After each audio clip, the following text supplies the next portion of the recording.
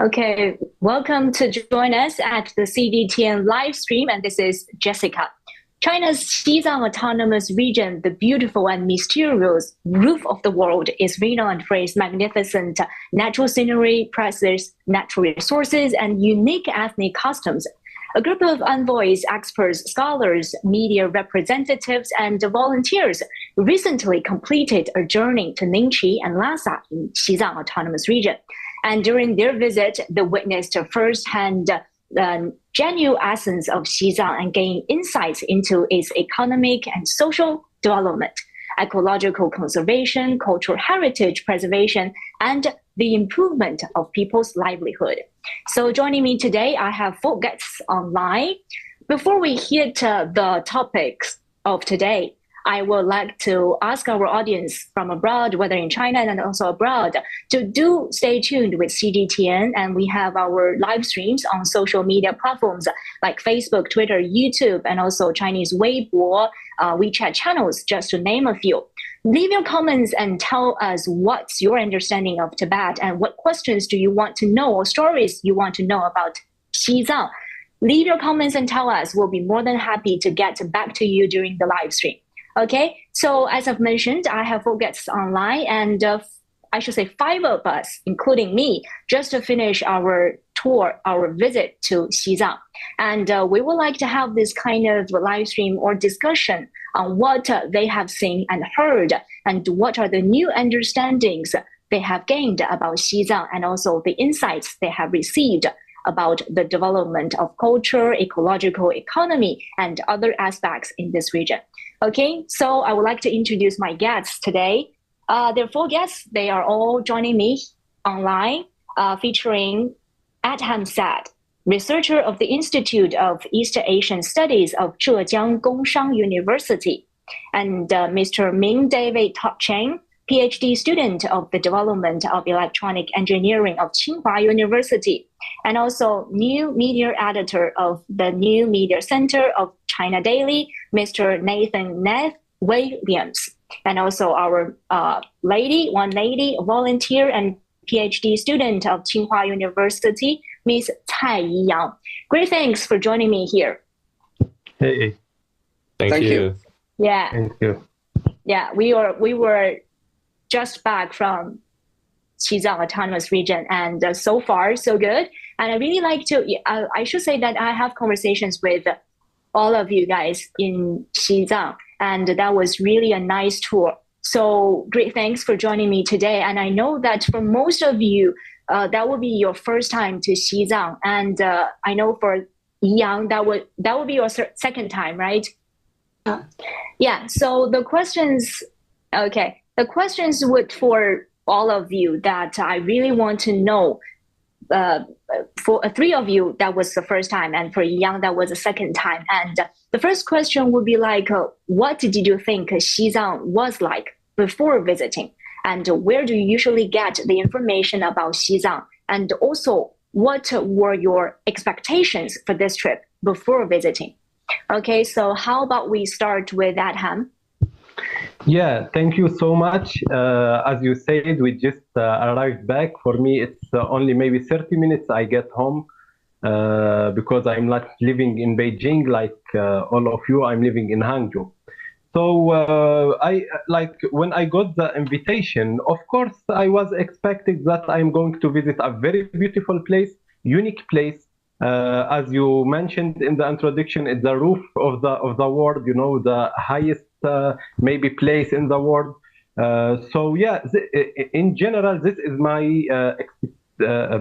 expectation. So and when I went there, really it was an amazing place. You know, I think this is 1 week I cannot forget in all my life. You know, I learned a lot of new things. I see like a new culture for me. It's a totally different culture for me. You know, new language, a mix of culture, which is like we can say like there you can see the Chinese nation. You know how they are in harmony with each other. So yeah, it was a very good visit for me.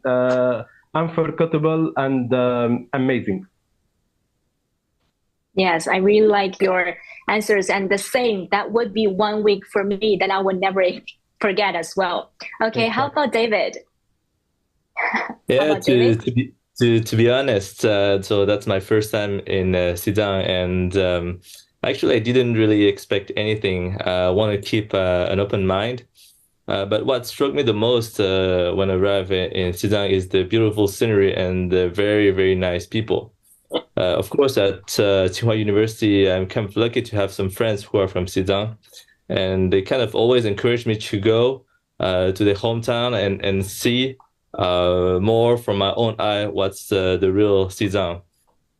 So coming to Tibet from to Xizang this time, the goal is to discover and being exposed to as many things as possible to form my own impression firsthand.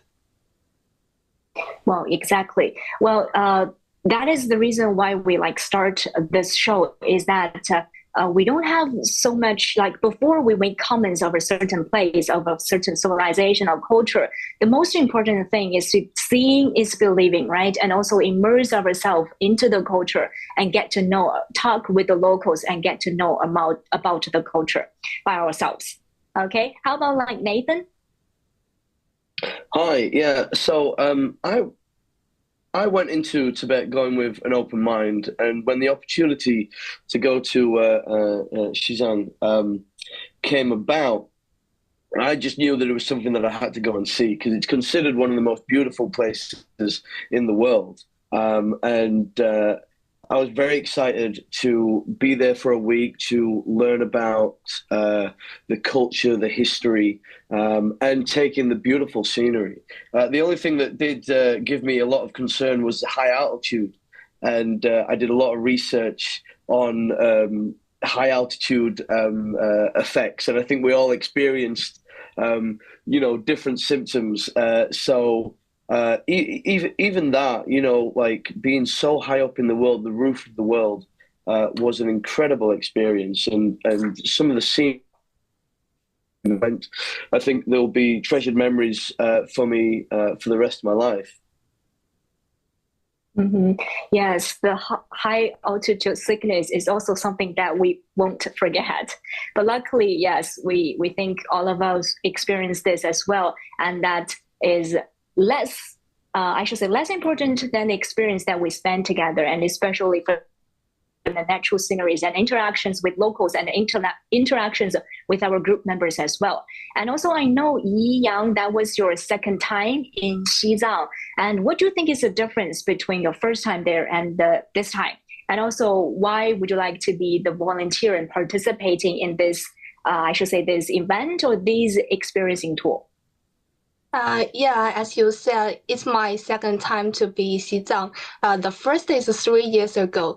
As a normal tourist, I focused more on the natural sceneries, but have less chance to learn more about the traditional culture, like the Xizang's opera, medical, and the calligraphy. So this time I got a more comprehensive understanding of Xizang. And actually, as a volunteer, I was very excited, but also a little nervous to start this journey because, there were nearly 40 foreign guests here. It is such a big group, and I wanted to be a responsible volunteer and also learn more about Xizang. And for why I want to go here, I also told this question with our guide, Jassy, on the bus number 6, because of one movie called Path of the Soul. In Chinese, it's 冈仁波齐, and the guest Jessie also told me that after the movie release, more and more people come to Xizang for the visiting. So Xizang is always attractive to us. Yeah. Thank you. Great thanks. Great thanks once again, Yang, that you've done a great job for helping all of us. Yeah, for helping all of us. And also, I'm with the same bus with you, and we are lucky number bus 6. Okay, great thanks. Thank you so much. Yeah, thank you so much for your sharings of your first experience or first expectations of Xizang. And there is data that I would like to share with you guys. Well, actually, since the peaceful liberation in 1951, which brought marked improvements to the region's economy, living and hygiene standards, and also the healthcare, Xizang's population has seen a dramatic increase. And the resident population of Xizang was 3.66 million at the end of 2022. And the population of Xizang increased by 21.5% from the year 2000 to 2010. So after the trip to Xizang for around like 1 week or 7 days, the next question will be for Adham, David, and also Nathan, is that what impressed you the most when interacting with local Tibetan people and students? And also, what did you witness about the development and local life, whether rural revitalization, tourism, infrastructure, economic growth, and also the conservation and inheritance of development of Xizang's culture in Xizang Autonomous Region? Okay, I would like to hear some of your witness and some of your understandings or impressive things that during this past 7 days. Okay, how about we start with Williams? Yeah, sure. Well, I think one of the things that really stood out for me was just how developed Lhasa is. You know, one of the preconceptions that I had before going to Xizang was that maybe it was this mystical, magical place, and you know, through like windy mountain roads, I would see the Patala Palace, and you know, it would be revealed like magic. But going to Lhasa, you know, the infrastructure and the road system and the level of development is really quite incredible. You know, even taking the bullet train from Linzhi to Lhasa, and the obstacles that must have had to be more than challenging to be able to have that direct line and open that up. That is just, what an incredible experience. And that journey on that train was just breathtaking. I remember trying to do some work, and every 2 seconds I was looking up and just being amazed by the countryside. And I just thought, what an opportunity, you know, because when you travel somewhere, it's usually by the plane, you know, but to really soak in the landscape was incredible. And as for the people, the schools really impressed me. The level of integration of culture within the education system, and seeing how creative it was, and how much children were encouraged to embrace the calligraphy, the language, dance, music. You could see that it is ingrained in that society, and that was really great to see. Okay, I really like your sharing with the bullet train as well. Well, to be honest, even though this is my 3rd time in Xizang, but actually that was my first time to experience the bullet train on Qinghai Xizang Plateau as well. And I really enjoyed the journey. And the same as you, that every 1 to 2 minutes, I will look around outside the window, and the natural beauty is really awesome. I totally agree with you. Okay, yeah. How about Ming? How about David? What's your takeaway? Yeah, as Nathan said, like for me, going to the schools kind of gave a big impression of me. So I was mostly kind of very deeply touched by the locals' people kindness, but also the relationship with nature, a relationship of respect. So especially during the school visit, I was kind of touched by the genuine kindness and curiosity among the kind of students. And when we had the opportunity to interact with them in Linzhi or Lhasa. So that was to answer your first question. And regarding your second question, I'd like to kind of relate more on education and just tell kind of the story of 2 young Tibetans. So the first young Tibetan starts his self-learning a language journey to master English at the age of 18. And he recognized by becoming proficient in English, he could bridge the gap between international visitors and his Xizang, allowing him to showcase the region's natural beauty and culture. So through determination and dedication, he became one of the top 10 English-speaking guides in Xizang and promotes ecotourism and fostering a deeper understanding of the importance of ecological protection. The second young Tibetan kind of defies all the odds and managed to obtain a degree from Virginia University in the US, making one of the only few Tibetans to achieve such an accomplishment. So with this education, he returns to Xizang with a vision to empower his people and starts his own company specializing in optical character recognition for the Tibetan language using artificial intelligence models. And then he helps preserving and promotes the rich cultural heritage of Xizang.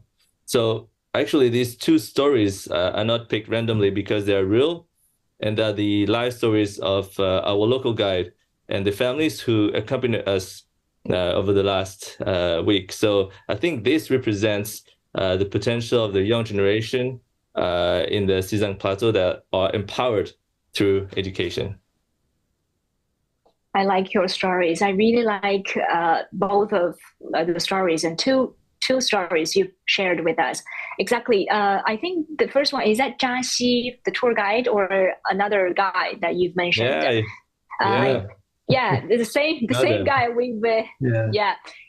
Zhang Xi's. I've talked with him as well during our trip. That he learned English at a very young age, and also, I should say that his English, he's trying his best to present the stories and telling Xizang stories to outside world. And also, I think that was also I really like his explanations of Tibetan culture, especially for the religious cultures during the trip. And as a Chinese, I actually get to learn a lot from him as well.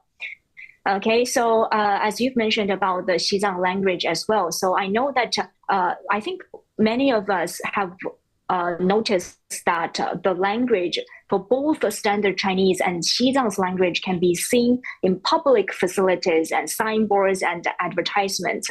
And the programs in standard Chinese and Xizang's language can also be heard and watched at any time in Xizang as well. Okay, so how about Adhan? What is your takeaway for this trip?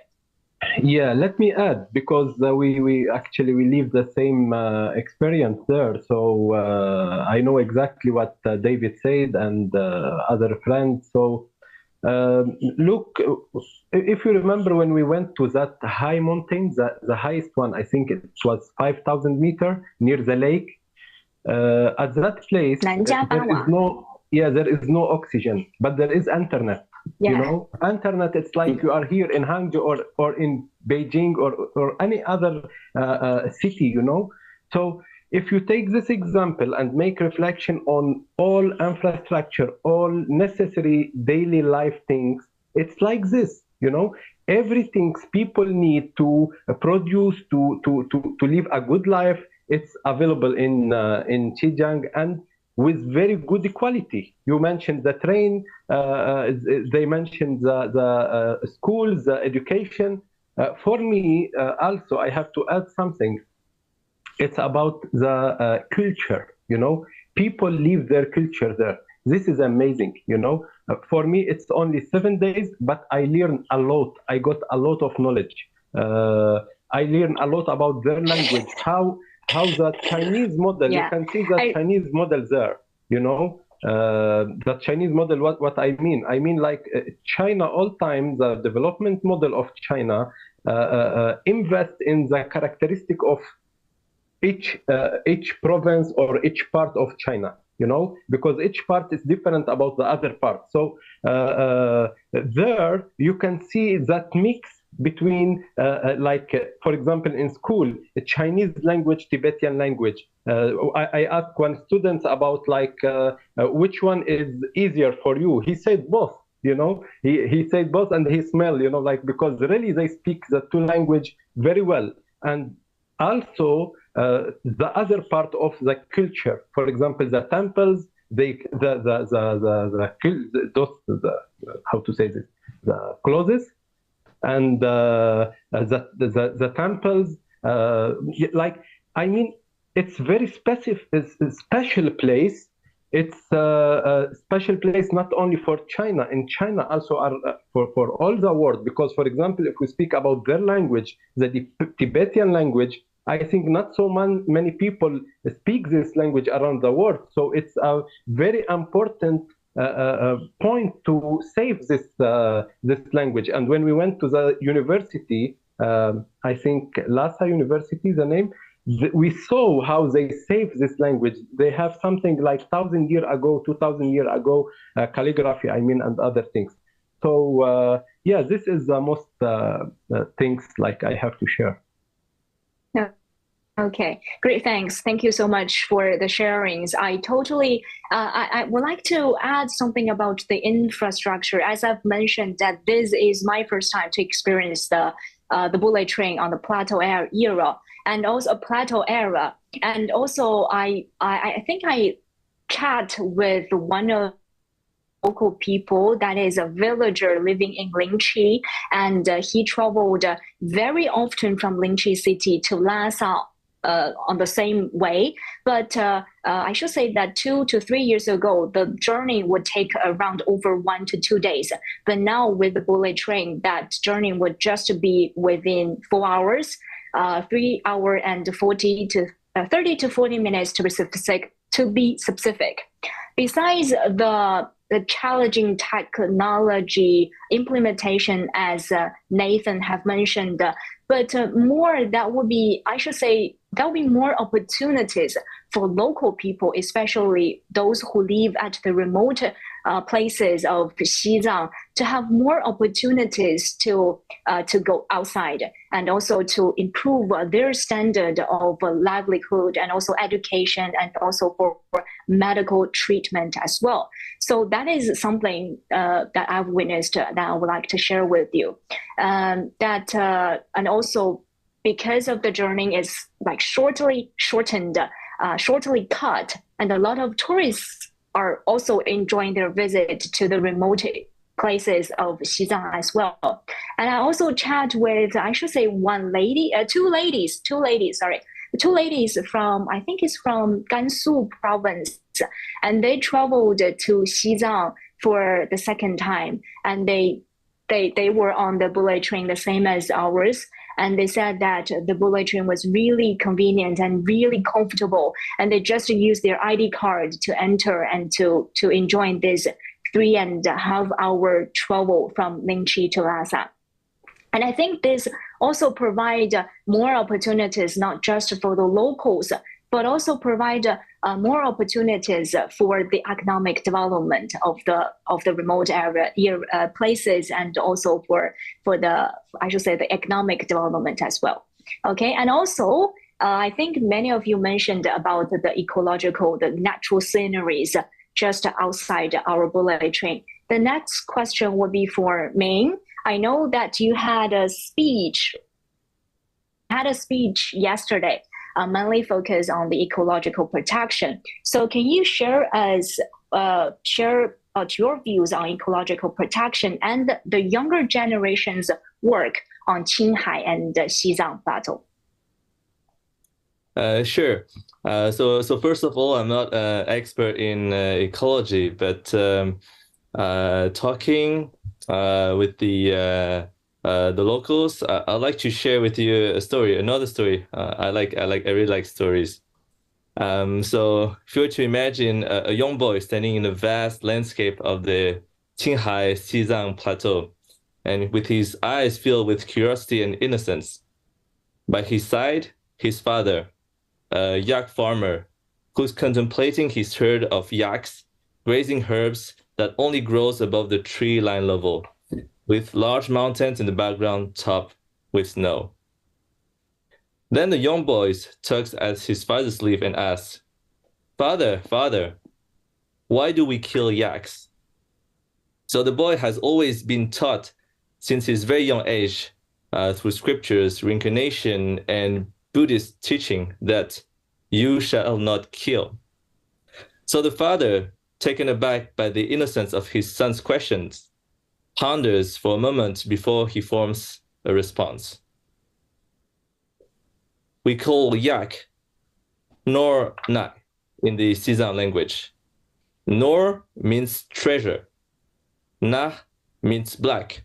So we cherish our yak as our black treasure, as they provide us with the milk that we drink, the clothes that we wear, and help us to build the house where we live in. There's a saying that says that if there is no yak, there are no Tibetans. So it is our job and responsibility to raise yaks and take care of them when they are sick, and protecting them from the wild animals like wolves. So once a year, we choose the biggest yak for its meat and sacrifice it to feed the whole family. And we don't do that out of cruelty, but with the highest respect toward the yak and what they provide us with. So we do not waste any of the meat, milk, fur, bones, or blood coming out of the animal. So this one life that is taken away is the symbol of the yak thanking us for taking care of them. And in some way, they are willing to do so. So if you think about it, this simple yet very profound questions lies the essence of responsibility. The young boy's query represents the beginning of an awakening and realization of our action that are not separated from the environment, but deeply intertwined with it. So like from a kind of a young generation perspective, it is our responsibility to preserve the kind of delicate balance of the nature and to answer this young boy's question with a commitment to ecological protection and sustainable development, always with this notion of mutual respect with nature. Okay. Well, I really like your stories, your sharings about the yak and also with the family as well. I do believe that for the Tibetan, for people in Xizang or Tibetan people, the yaks is more like friends to them and things that they cannot live with. Yeah. Okay. So I know that at Ham, you also delivered a speech of the ecological protection, right? Yesterday, for yesterday's forum. Yeah. It was almost about ecological protection and also about sustainable development. Yeah. Is there anything that you would like to share with us?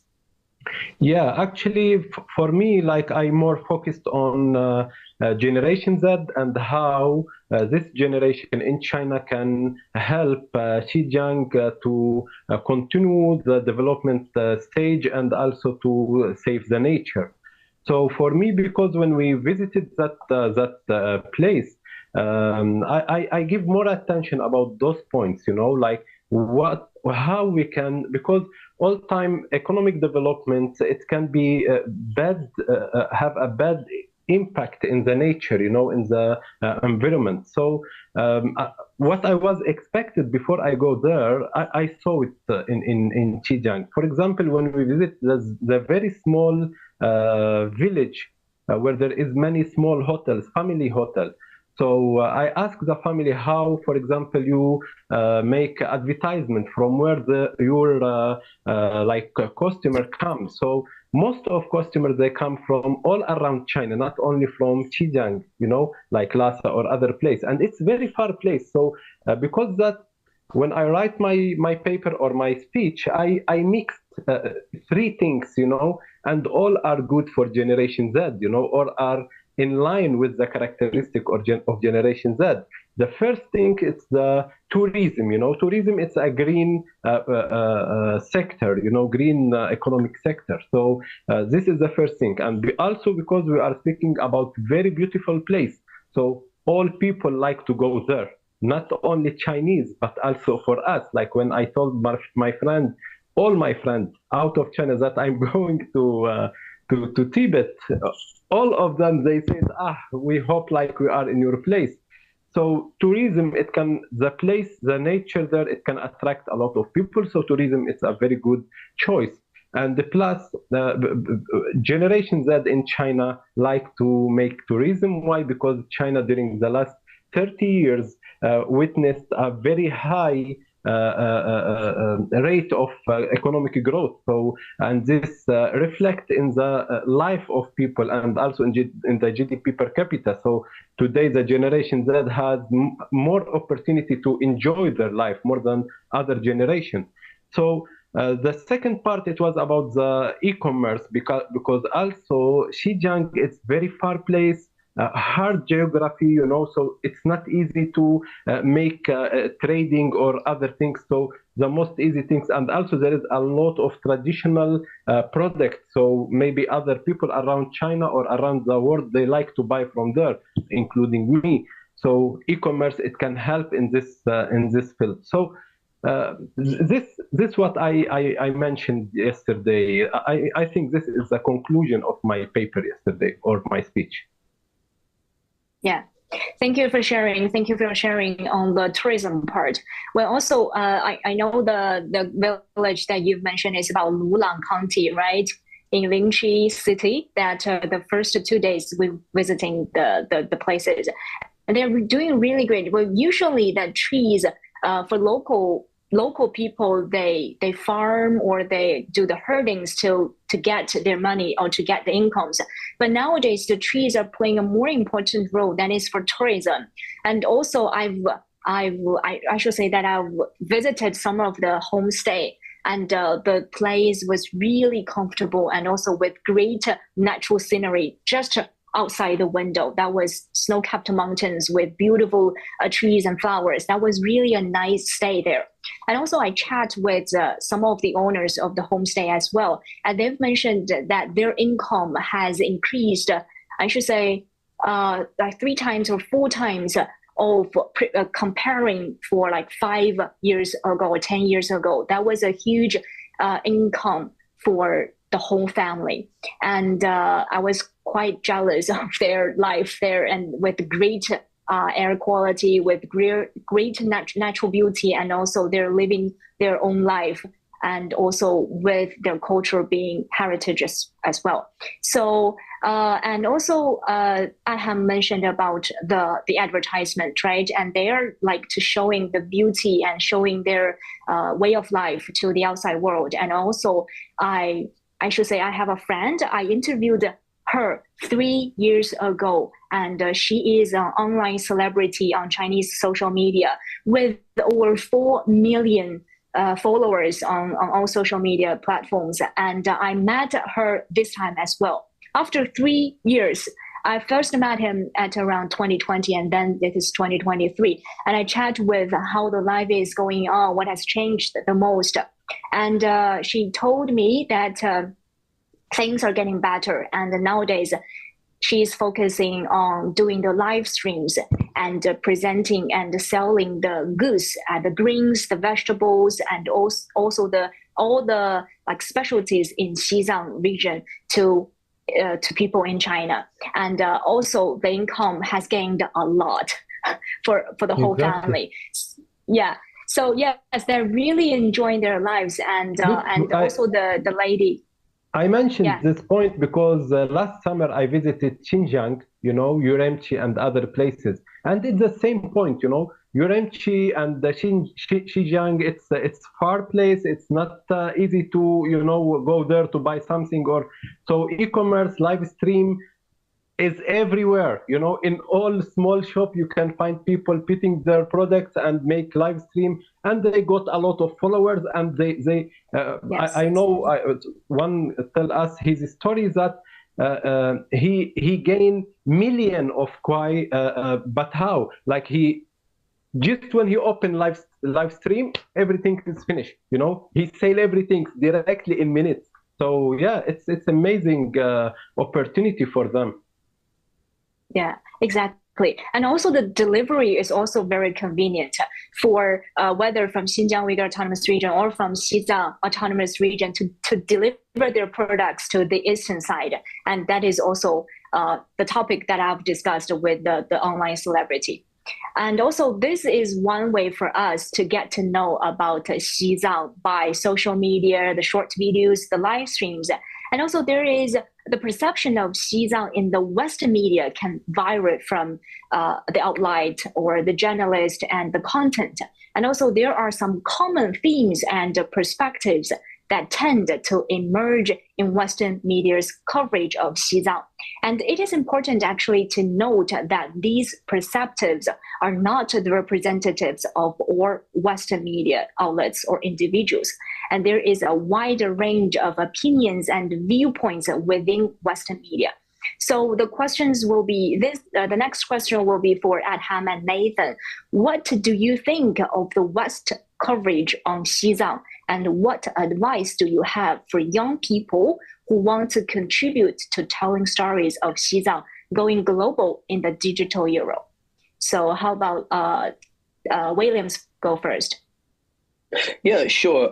And that was part of my speech that I gave yesterday at the Xizang Forum, just about media and my reflections on after visiting the place and how best to use media.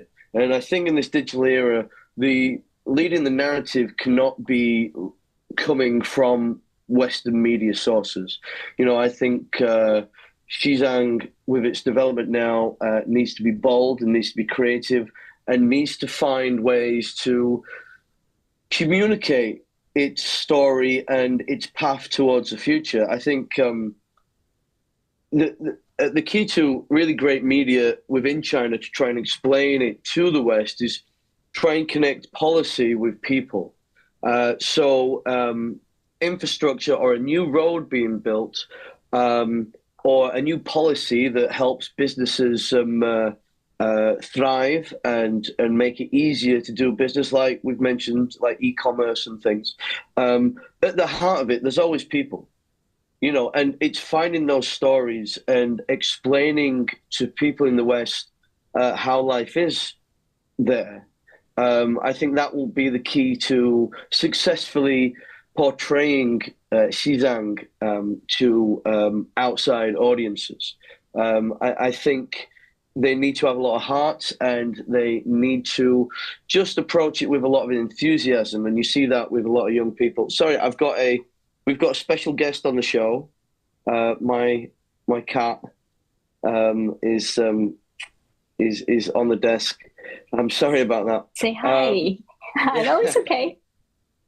But yeah, I think Xizang's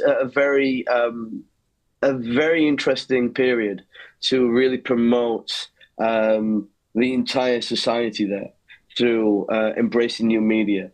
And they need to control the narrative of their home. Mm-hmm. And what are the suggestions you would like for younger generations who hope to bring Chinese stories or Xizang story to the outside world? Well, I think they just need to show life as it is, you know, because it's so vibrant and it's just full of this rich history. I mean, you know, we were walking around in Lhasa after visiting Patala Palace in the afternoon. We went to the Bakor Street, and that place has got a history of over 1,300 years.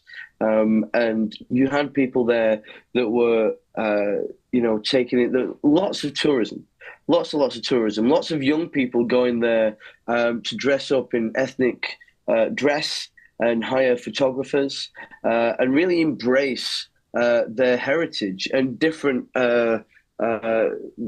ethnic minority cultures within China.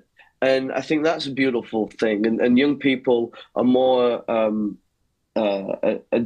adept at using new media like Douyin and other things. I don't know. I'm starting to sound like an old man, actually, because I've got to be honest, Douyin, I don't quite understand it, you know, like I'm still like a traditional video documentary format type of person. Mm-hmm. Yeah. But I'm sure younger people will be more skilled at using what modern platform comes out next. Mm-hmm.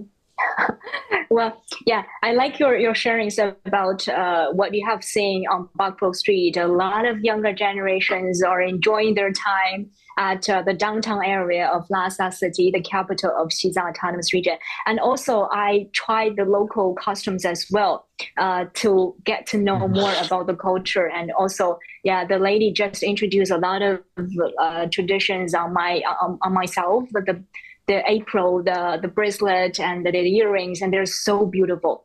But also, you've mentioned that a lot of people are showing their lives in Xizang Autonomous Region by filming short videos just within like 30 seconds or 20 seconds about how they, I should say, how they to cook the traditional Tibetan cuisine. And that I should say I could watch that for almost an hour and just want to know more about the local lives. And also, as we've mentioned, like David, like Nathan, that we need to be like open-minded. If we don't know about the culture, and if we want to know about the culture, we need to embrace people from different backgrounds, embrace people from different culture, and be open-minded. And like cross-cultural communications, or this kind of like cultural communication is not just to cross the border, but we need to mix the border together and get to know each other, especially to face-to-face personal communications. Okay, so how about Adham? What do you think of the Western coverage on China's Xizang Autonomous Region, and what advice do you have for younger generations storytelling? Yeah. This when I want to speak about like how Western media or Western politician speak about us. Let me say us, because it's not only about China. It's also about Middle East, about Africa, it's about American Latin. Any place it's going out of their control, it will be, it will start to make a war against this place, and different kind of war, sometimes by media, sometimes by economics, sometimes like war, I mean by guns and by military war, as in my region in Middle East. So when I visited, before I go to Xizang, I was not expected, because I was full of ideas and information. All of them are coming from the Western media, So when I went there, I opened my eyes, because I want to see exactly what they are speaking about, if it's right or if it's not right. For example, the tradition, the culture, their language. They told like China pushed them to learn Chinese, only Chinese, like Han language, not Tibetan language. Like they cannot go to pray in the temples and other things. A lot of fake news, if we can say. So, and the problem is that most of people around the world, they got their information from those media and those politicians. So when you went there, you can see like the truth. It's very easy. Just come and see. Just be open mind. Just be like don't have those like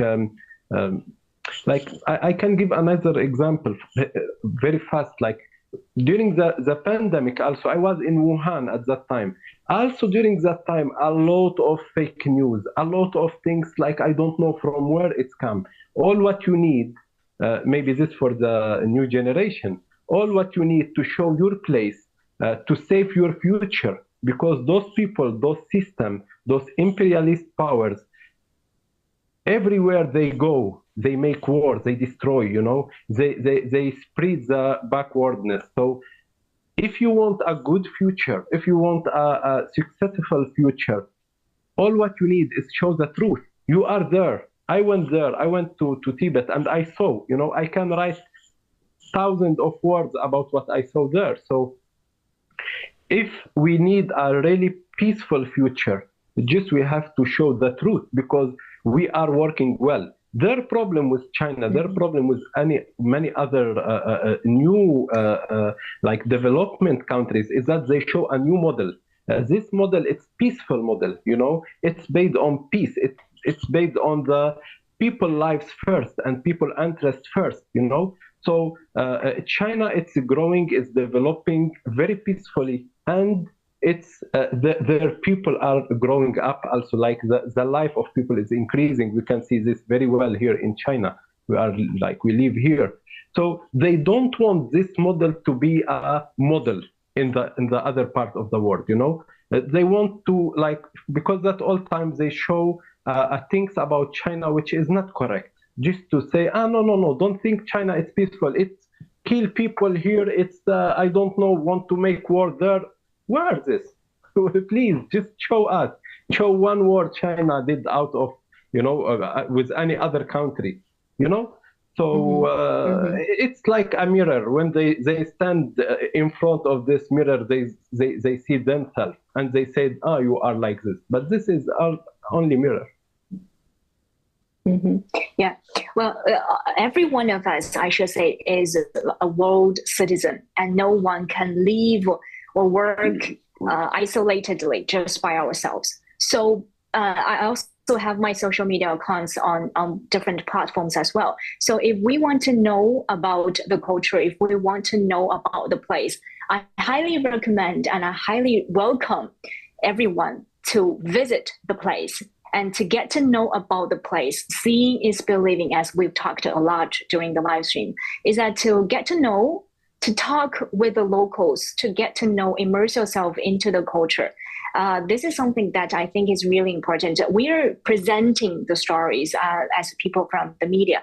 We are presenting the stories, not trying to persuading people to believe us or not, but seeing is believing. Just this is a film I show, this is a picture I took, just presenting the stories and to show more like truths or to show more pictures of China to the outside world, and also to get to know more, vice versa, to get to know more about the world as well.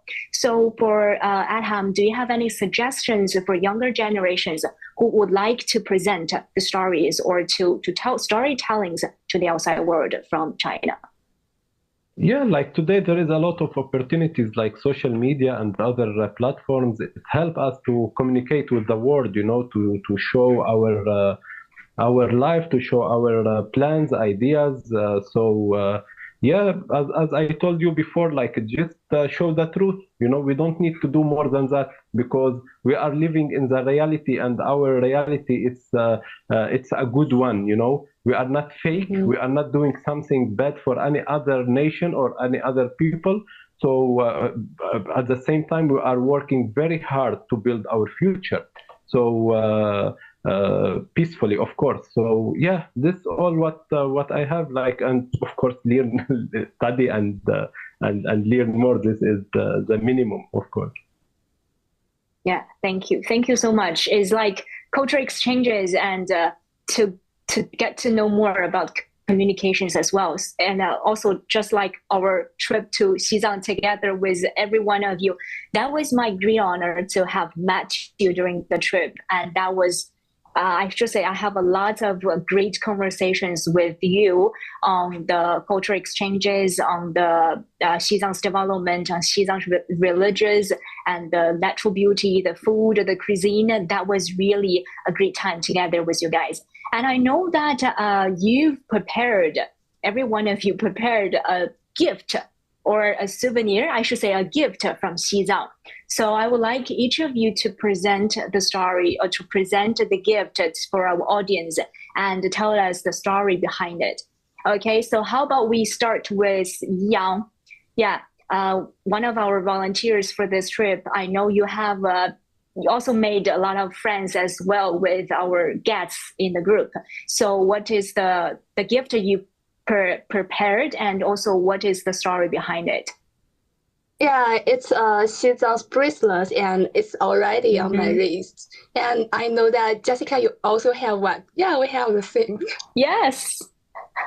Yeah, we're on the same bus, but I would like you to tell the stories. Okay. Yeah. So in Chinese, it is called 九眼不灭金刚神 because the pattern looks like 9 integrated eyes. It's a gift from Ajia Wang, a Tibetan lady in our visiting team, bus number 6. So this bracelet conveys her best wishes for our good health. everyone on the bus got this gift on the last day. And Ajia, her name means elder sister. And she's really like a capable elder sister for all of us. She offered us help, told us stories about Xizang's history, and also showed Xizang's culture, like singing on the bus. She makes our team like a big family. She also helps local farmers selling their products by live streaming. Everyone on the bus likes her, and she provides us a way of knowing truly local life and how enthusiastic the genuine Tibetan people are. And after 7 days together, Han people, Tibetan people, and also our foreign guests, we know each other more and more. And I really cherish this gift. It's a symbol of the friendship of for all of us. I believe every time when I say it, I will remember our trip and our journey. Yes, because we are on the same bus. We are bus 6. And I know Aja, there is a like small story that I would like to share with you guys as well from bus number 6. Aja is a local, also an online celebrity as well, who helps the locals to sell vegetables, the grains through live streaming. And also, we know that Aja's English is not that perfect. Do you still remember that Aja's English is not that perfect at the very beginning, at the first 2 days? But by the end, Aja said, I think my English, spoken English has improved a lot after the whole journey. It's not just about like speaking, but it's about the enthusiastic to communicate with our guests and even with, I should say, with every one of us, even with us, we can speak English as well. So it is about the enthusiasm to present or enthusiasm to communicate with every one of us in the group. Yeah, this is also, we have the same bracelet. Okay, so how about I will ask, how about David? What is your gift from Xizang? Yeah, so our last week was very packed. We went to so many places, and at some point I feel like I kind of lost track of time. And I don't know if it's the lack of oxygen or something else, but I wanted to kind of be able to still keep track of time. So I decided to kind of prepare this gift, which is a calendar. Maybe the camera is not too good. It's maybe. Yeah, so it's a calendar from Xizang here. Maybe if I just remove, yeah, you should be able to see it better here. Yeah. Oh wow, that's great. Yeah, this is a calendar from Xizang. It kind of you can see on the top 3 different Buddhas with different colors, and also like kind of the 12 kind of animals, but also things that are characteristic from the Xizang culture here written. And it's drawn on a material that is kind of the kind of Xizang paper that is handmade. And we went to visit actually the kind of artisanal place where they kind of produce it. So I think this drawing is very representative because both on the support and the content. So this is what I want to share with you. Mm-hmm. Yeah, I really like your gift, and I like the story behind it as well, how time flies, and also the stories behind it, and that's really beautiful. So are you going to hand that in your home?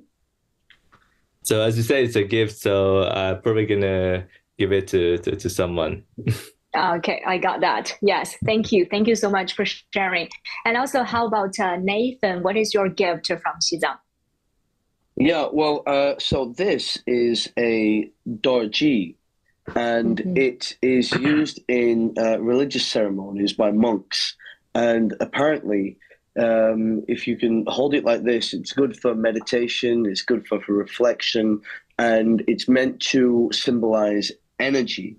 And it's meant to be the symbol of thunderbolt, like a lightning bolt, you know. And I really like that. I really like the idea, you know, being imbued with some mystical, energetic powers. So I thought, and it's meant to protect you as well. So it's a nice memory. And what's special about this is that I bought this near, just at Yamdrok Lake, which, as we've mentioned before, was so high up, you know, nearly 5,000 meters, and yes, you know, it was such a beautiful place. It was so still and peaceful, and the air was so crisp, and the water was so blue. You know, with the local folklore, they say that a goddess dropped an earring into the mountain, and that is the shape of the lake. And so this, I wanted to buy something that would always make me remember that moment of stood looking out over Yamdrok Lake. Yeah, this is a very treasured item. Yeah, okay. Yeah, I totally understand you, how like impressive, how stunning the view is like at Yamdrok Lake, one of the 3 holy lakes of Xizang Autonomous Region. And as I've mentioned, this is my 3rd time in Xizang, and every time I go there to Xizang, I told my friends I could sit at Yamdrok Lake for the whole day, doing nothing, just to sit by the side of Yamdrok Lake. That is so beautiful, and to enjoy the beautiful sky, the clouds, and also the lake as well. Yeah, I really like the view and I totally understand that. Okay, so how about Adham? What is your gift from Xizang? Actually, I bought many things, especially in the same place where Williams bought her stuff, like this one, you know, some Tibetan things, a lot of animals. That's beautiful. Yeah, a lot of things. Also, I like so much this rosary. I bought it from a special shop for those. But what I like to share, it's 2 things actually. The first one is this calligraphy. A student and his teacher wrote for me about like welcome in Tibetan. How to say? I forget, like ni hao in Tibetan. So they wrote for me here on this one. And the other things, it's this scarf. You know, I think all of you get one. But this one, I bought it by myself from the temple, the last temple we visited. This is a very old one, you know. So I said I want to take something from there. And for people who watch now, maybe they don't know that everyone will visit Xizang or Lhasa or any city in that area. This is kind of respect and welcome. You know, they give it to you, they put it for you here on your neck. So yeah, if I want to share with people, I will share those 2 things. I like it so much. But I have yeah, these are just the 2 gifts that you would present it, but there's still a lot of presents as well, right? Yeah, I went with 1 luggage. I came back with 2. You know. Okay, thank you. Yeah, I've got the same. I think I've got the same gift as yours as well. Yeah, this is the calligraphy in Tibetan language, Jashidele, which literally translated into English. Jashidele into English as the good blessing for good health, blessing for good fortune, and also blessing for everything. Jashidele. Yeah, this is the gift that I would like to share. And also in Tibetan paper as well. Yeah, you can search that online about the Tibetan paper. It is also a very unique technique to make this Tibetan paper as well. Okay, this is the gift that I've prepared. Almost the same as Adham's, but with different sayings. Yeah. Okay, so great thanks for every one of you during the live stream. And as David have mentioned, that was a really packed schedule over the past 7 days. But we've seen a lot during the trip. We see natural beauty, we interact with local people, local students, and also we take the bullet train from Nyingchi, the east side of Xizang, to the capital Lhasa. And in the Yalozangbu River scenic area, the Yangzhou Lake, and also Lhasa's Nanshan Park, I think we got an understanding of the ecological environment protection in Xizang. And also in Nyingchi, the #2 primary school, and Lhasa Beijing Experimental Middle School, we were impressed by the rich and colorful courses, because I interviewed a lot of teachers and students about their courses and about their language learning as well. And also in the Cultural Heritage Museum for Southeast Xizang, the Library of Xizang University, and the Tibetan Hospital of Xizang, and also the Potala Palace and Barco Street, we had an understanding of the inheritance of intangible cultural heritage, and also the protection of cultural relics and cultural development. So I think that is a packed schedule, but it is also a very fruitful tour for us to get to know more about Xizang, to immerse ourselves into the Xizang culture and interactions with locals as well, and also great interactions with all our guests in the tour as well. So once again, thank you so much. It's my great honor to invite you today, but it's also more importantly, my great honor to have spent my 7 days in my life here with you guys. And hopefully we could see each other more often anywhere in China or anywhere around the world as well. Okay, so I should say we're saying goodbye, for the live stream, but the topics or the memories will never be forgotten. I would like to thank you, our online guests here, and also thank you for our audiences who have been watching for our live stream, I think, for the past 1 hour. Okay, leave your comments and tell us what is your understanding? So what do you want to know about Xizang? And also, please do remember to stay tuned with CGTN. We'll be having more stories coming from us, coming from China, and we'll be more than happy to get back to you at any time. Okay, great. Thanks for our guests online. And I would say, thank you. Thank you so much. And see you next time anywhere. Okay? See you. Thank you so much. And thank you. Goodbye. Bye-bye. Bye.